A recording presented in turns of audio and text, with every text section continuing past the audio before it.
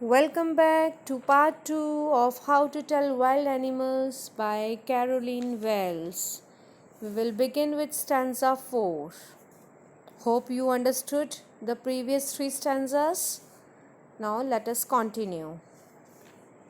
If when you are walking round your yard, you meet a creature there who hugs you very, very hard, be sure it is a bear. If you have any doubts, I guess he will give you just one more caress. So, here the poet says that while you are walking in your yard, you may encounter a creature there. When this creature will hug you very, very lightly, then believe that uh, it is a bear. Okay, so very hard means very, very tightly. So if the creature hugs you very, very tightly, you should understand that it is none other than bear. So bears are thought to be very good wrestlers, and they can give you very tight hug. So this tight hug can make you to meet the death. Okay, so be sure it's a bear. If you have any doubts, I guess he will give you just one more caress. So, although a friendly hug is referred to as a beard hug, so if a real bear hugs you, then it may not feel friendly at all because the hug of bear is going to kill the man.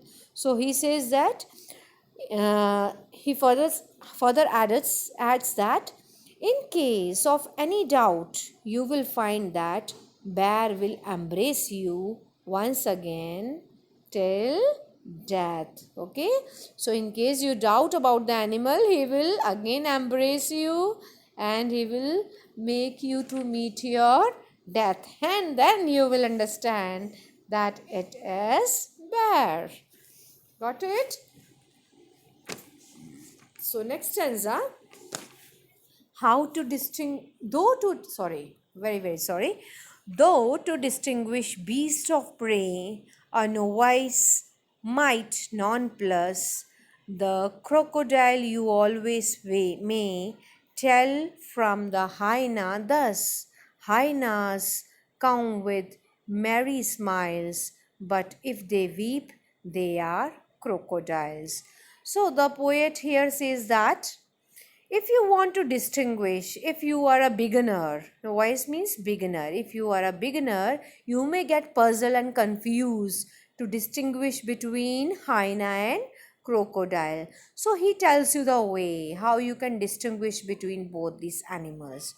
So he says that to differentiate between the crocodile and the hyena, he tells us the trick. He says that hyena always laughs as it swallows its victim, whereas crocodile, it is said that it shed tears while eating its prey.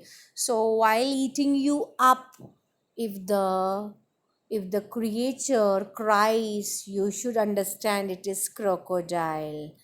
And if it laughs and smiles, then you may understand that you are eaten up by hyena.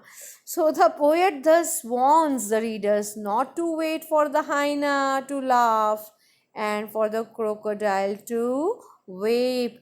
So you should be clever enough to understand what the animal is. Otherwise, you will come to know only when you are gone in its stomach or when you are being eaten by the animal.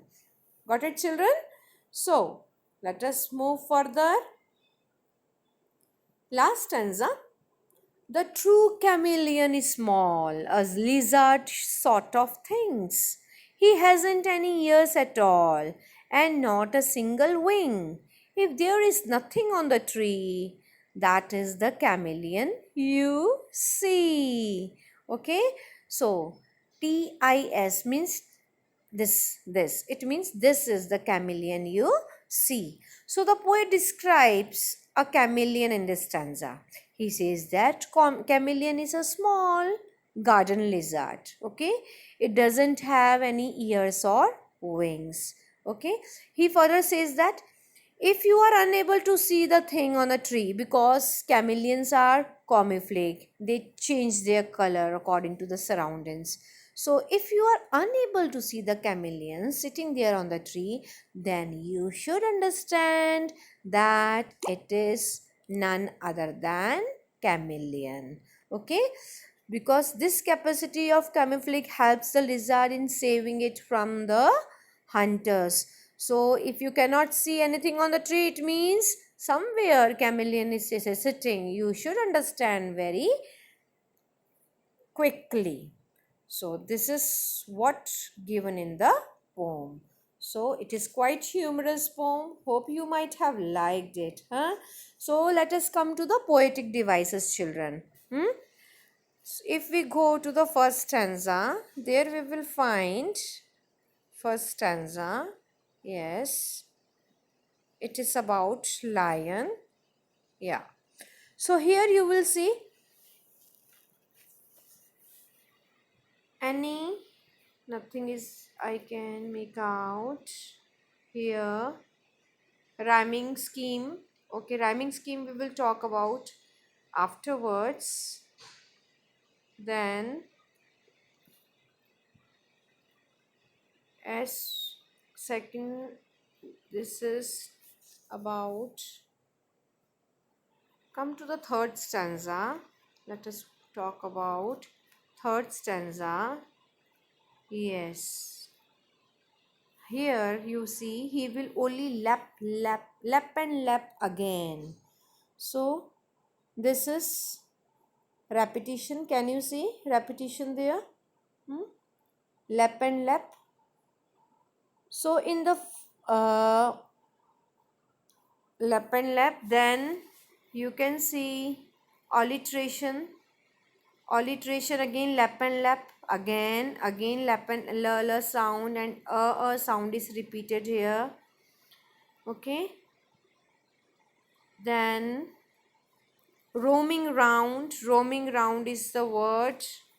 I can see roaming round here in the first stanza, that is alliteration. Then who hugs you very hard, what we heard about, that we read about the bear. Okay, in that, where is it? Here, yeah. Who hugs you very hard. Alliteration is there. Yes. A novice might non plus. Then again here it is alliteration. Children, make a note of it. Please write down in your books or in your notebooks. That's all. I hope you like the video. So please press the bell button, if not pressed in the previous videos, and do not forget to write comments in the comment box. So meet you in the next video. Till then, bye bye.